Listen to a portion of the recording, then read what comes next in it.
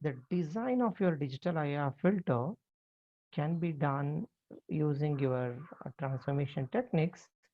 One is called as the bilinear transformation techniques, and the other one is called as your impulse invariance response transformation technique. And as we know that for designing of your digital filter, directly will not be designing a digital filter. The first thing is we'll be designing an analog filter, then we'll be converting into a digital filter. Yes, as we know that for designing of your analog filter, there are so many easy methods and all those things, procedures. That's the reason we will try to design your analog filter first, then to convert into a digital filter. And of course, for converting your analog to digital filter, any transformation technique can be used. Today, I'm just explaining you one of the transformation technique, that is your bilinear transformation technique. But before designing the digital filter, the given data, it will be in the digital data itself. The given digital data has to be converted into an analog data. Okay, and that particular conversion, or what we call it as the data, that is a digital frequency data, will be means changed into an analog frequency data, and those part is called as a pre-warping. So the first step what we have to do is nothing but a pre-warping. Pre-warp each specified banded frequency of the digital filter to a corresponding banded frequency of an analog filter. And that can be done with a simple formula, calling it as omega of p, which is equal to 2 by t into tan of w of p by 2 with respect to the pass band. And with respect to the stop band, it is omega of s, which is equal to 2 by t into tan of omega s by 2. In this, the w of s represents the digital data, and your omega p and omega s represents the analog data. And for our kind information here, as we are doing your pre-warping, your t value, if they are not specified the t value, it is better to go for us t is equal to 1. Okay, since it is more convenient for your computation. Okay, and of course, when we are converting from your analog to digital, same t can be maintained at the end. Okay, that is your first step, what is called as a pre-warping. What is the next step after doing the pre-warping? That is, we will get the data in the analog form itself. That is, the complete data will be getting in the form of omega of p, omega of s, kp, and k of s. Once we get the data in this particular form, then I can start designing your analog filter. Okay, that is designing your analog filter. That is nothing but obtaining the transfer function in the form of your analog filter using your transformation technique, transformation table, and all those things, approximation tables. Okay, and the final step, once we get your analog filter, the final step is to convert your analog filter into a digital filter. That is, the HA of S has to be converted into a H of Z. That is the transformation using your bilinear transformation. This bilinear transformation tells me that to convert my HA of S into H of Z, S has to be replaced by 2 by T into 1 minus Z inverse by 1 plus Z inverse. And keeping T is equal to the same thing what we have followed in the pre-warping, that is T is equal to 1 second itself. This is the simple steps what we have to follow for converting your that is for designing your digital filter, that is for designing your digital filter, convert the digital data into analog, it's called as a pre-warping, then design the analog filter. Then once we get the analog filter, we have to convert into a digital filter using your formula 2 by t into 1 minus z inverse divided by 1 plus z inverse. So this is the flow graph what we have to do according to the same thing what I have discussed right now. Okay, we will take a simple example here. One of the simple example. A digital low pass filter is required to meet the following specifications with a monotonic pass band and a stop band with minus 3.01 dB cutoff frequency. So we are trying to design a digital filter here with the given data with the minus 3.01 dB cutoff frequency 0.55 radians, a stop band attenuation of at least 15 dB at 0.755 radians. We have to find the system function h of z. Yes. Yes, the given data, which has been written in the form of Kp minus 3.01 dB. The omega here, it is given in the digital omega in the form of P, which is equal to 0.5 pi. Ks is equal to minus 15 dB and omega s is equal to 0.7 pi. In this 0.75 pi. Okay, in this, what is the first step we have to do is pre-warping. The pre-warping, that is nothing but converting your digital into an analog data. For that, using your pre-warping formula, omega p dash is equal to 2 by t into tan of omega p by 2, and omega s dash once again 2 by t into tan of omega s by 2. We know omega s is equal to 0.5 pi and omega p is equal to 0.5 pi, omega s is equal to 0.75 pi. Substituting both the things, I will be getting omega of p dash and omega of s dash. That is, I got the analog frequency data.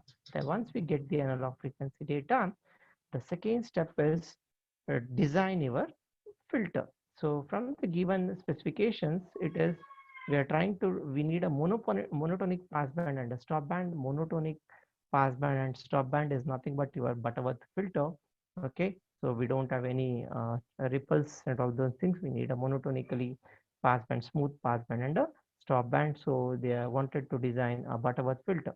So for designing a Butterworth filter, we know the simple formula, that is to calculate the order of the filter n is given by log of 10 raised to the power of minus kp by 10 minus 1 divided by 10 raised to the power of minus ks divided by 10 minus 1, entire thing divided by 2 log of omega p by omega s. Okay, so once we substitute the given data with the kp of minus 3 dB, ks is equal to minus 15 dB, omega p and omega s, what we have calculated in the first step as 2 and 4.828.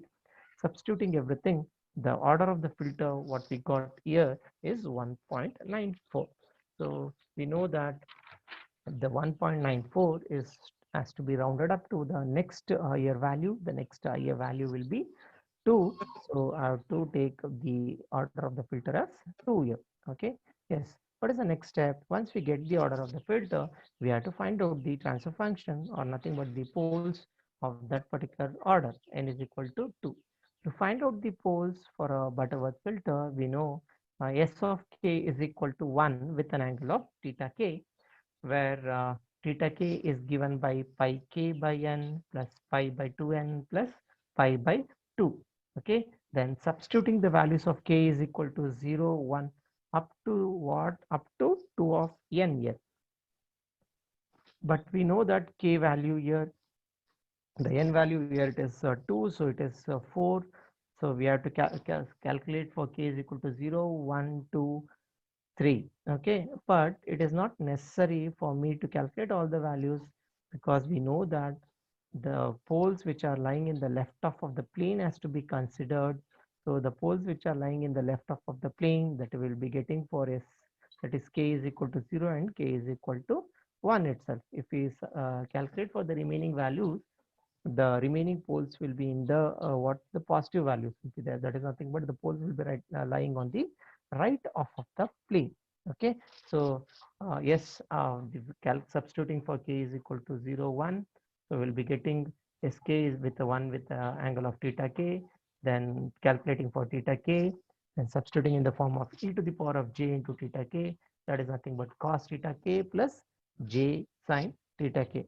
So we'll be getting the values, those values has to be substituted in a form of transfer function, that is HA of s is given by 1 over s minus sk, that is s minus s naught into s minus s1.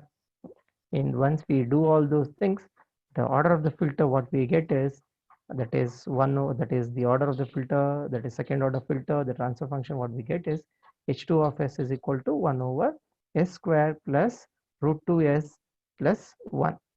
So of course we can refer the table also, which has been given in any of the textbooks, any of the thing, which is a standard for the order of n is equal to 2. Yes, then once we get the transfer function, that is we have to find out the cutoff frequency omega to meet the passband requirement. To meet the passband requirement, we have a cutoff frequency formula, that is omega c is given by omega p divided by 10 raised to the power of minus kp by 10 minus 1, entire thing, that is the denominator term, to the power of 1 by 2n, where n is equal to the order of the filter. Yes, by substituting the values here, we'll be getting omega c as 2 radians per second.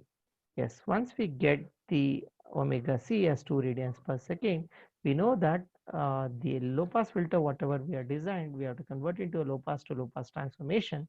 For low pass to low pass transformation, yes, referring once again into the transformation table, I have to replace my S by omega c. Okay, so that is instead of S, I have to replace S by omega c, where omega c is nothing but 2 radians per second, that is S by 2. So in place of S, we have to replace by S by 2. Once we replace that, I'll be getting an analog filter, that is HA of S, that is an analog filter in the form of transfer function as HA of S is equal to 4 divided by S square plus 2 root 2 S plus 4. So that whatever the transfer function till we have obtained is an analog filter transfer function. But we need to design a digital filter using your bilinear transformation, yes, or converting your analog filter into a digital filter, that is using your bilinear transformation. That is, we have to substitute my S by 2 by t into 1 minus z inverse divided by 1 plus z inverse. So wherever we have a s in those places, replace by 2 by t into 1 minus z inverse by 1 plus z inverse with the t value, keeping it as the same, that is taken as 1.